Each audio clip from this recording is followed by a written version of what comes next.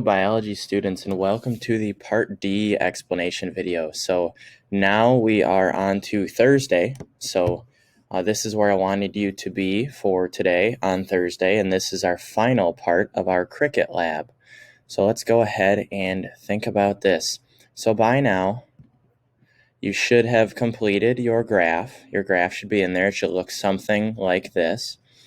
And you should have answered these questions.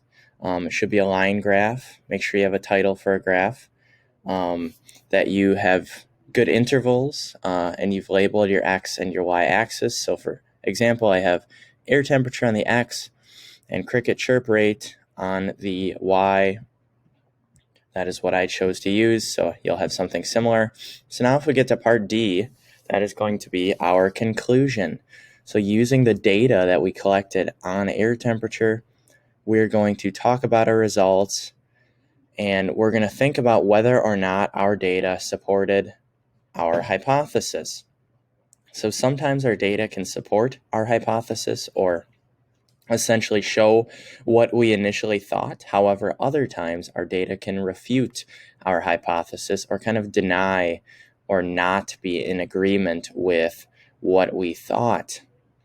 And we also need to identify sources of error and suggest for improvements to our experimental design. So we are going to use what is called a CER, a claim evidence reasoning statement. So you're going to go ahead and cite your claim and then answer the prompts in the evidence and answer the prompts in our reasoning section.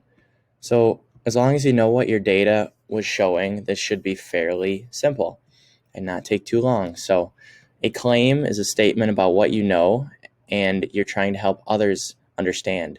So it should be one complete sentence, use descriptive words, and answer the question. What is a claim?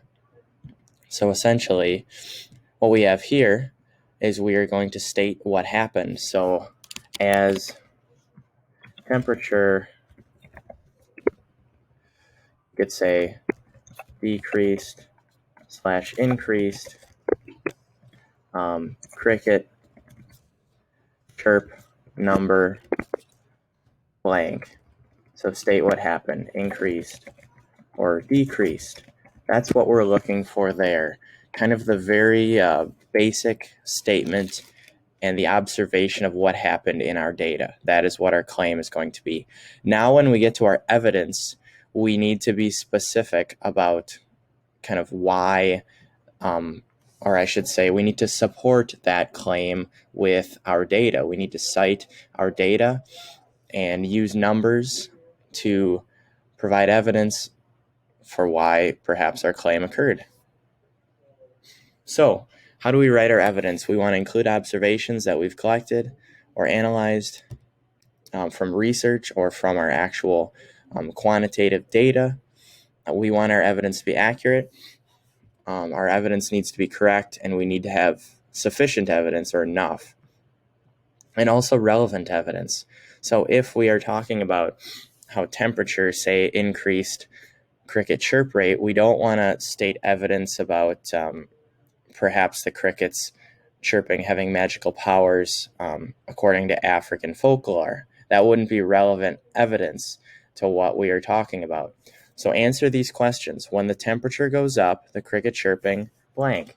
Does it stay the same, go up, or go down? Those are pretty much your choices. When the temperature goes down, pick which one of these happened and use your data. So your data might be a little bit different from your partners or your classmates.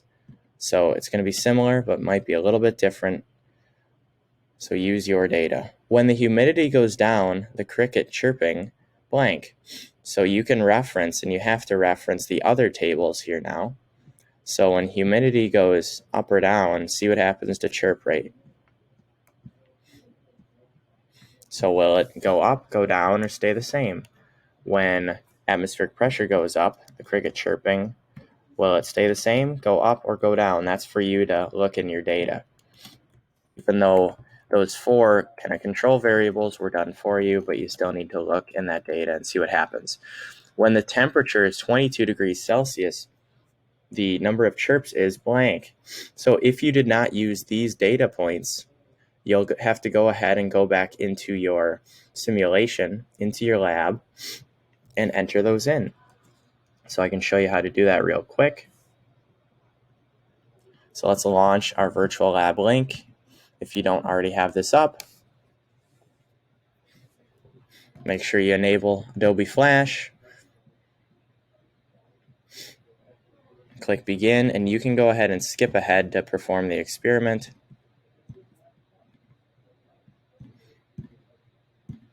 It'll require you to pick a hypothesis first. We wanted to do air temperature. No, we want to keep those other things controlled.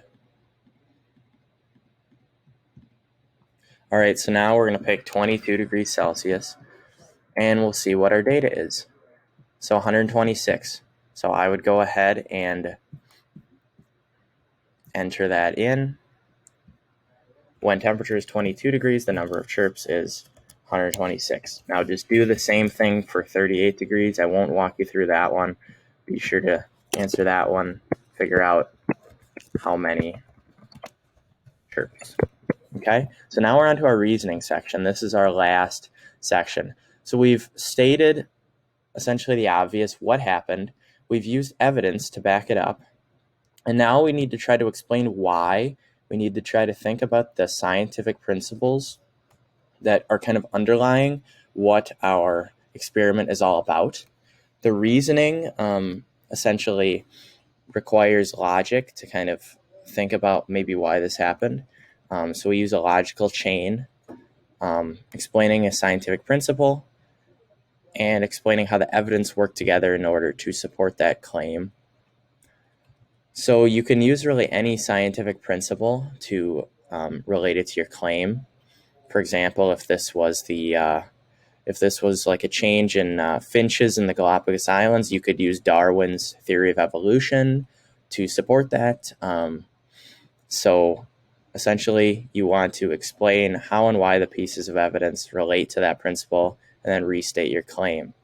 So you want to state the evidence shows that blank, or you could say the evidence shows that air temperature impacts chirp rate. So you want to say your independent variable, how it impacts chirp rate in blank way. At air temperature impacts chirp rate by blank. How does it impact it? Does it impact it at all, or doesn't it? And how does it impact it? As one goes up, does the other go up? Or as one goes down, does the other go down? Or does it have no effect? So explain that a bit. That's what I'm looking for there. And then therefore, essentially, we can go ahead and kind of draw a conclusion. We can draw our conclusion. So as an example for what I went ahead and did for the reasoning here, and also we want to make sure, and there is a box on the scientific principle states. So we want to answer the scientific principle states this in a box. Didn't want to do that. We'll have our first box is going to be about the scientific principle. Somehow that got deleted, but we'll add it back in there.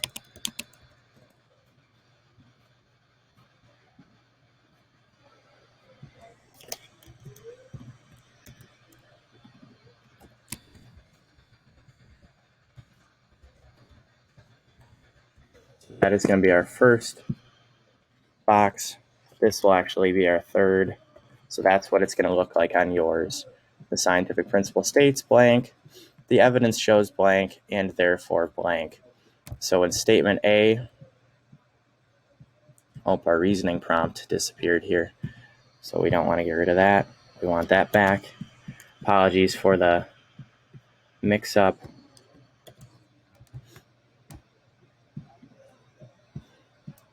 All right, so explain a scientific principle related to your claim. The scientific principle states that, and this could refer to your background information, perhaps, that crickets chirp when they are actively mating, perhaps. The evidence shows that air temperature impacts chirp rate in what way, so talk about that, and therefore, perhaps we could say something about when, therefore, crickets chirp differently in different temperature because, or something to that effect. I'd like you to come up with your own statements here, but kind of follow this chain of logic. In statement C, we're going to restate our claim. So if our claim was up here, we would go ahead and restate that down here. And it keeps getting rid of the prompt, but you get the picture. Therefore, as temperature does whatever it does, cricket chirp rate increases or decreases because why? So essentially, you want to be very clear in what you're stating. Essentially, why do crickets chirp, perhaps? Why might temperature impact that chirp rate? The evidence shows what happens. So go ahead and tell me what your evidence showed, and then therefore restate your claim and perhaps provide a thought why that claim may be the case. All right, everybody. I know this video got a little bit longer, but go ahead and finish up this Cricket Lab. This is the last portion. The CER statement is the last portion of your lab, so go ahead and hit the gray turn-in button. And I want your CERs to look, differently for everybody, so it's not just kind of a cookie cutter thing you have to state. So be creative on this. So kind of reason your way through why perhaps crickets chirp at different rates and different temperatures. So that's what I'm looking for. All right, that is due Monday, and have a great day, everybody.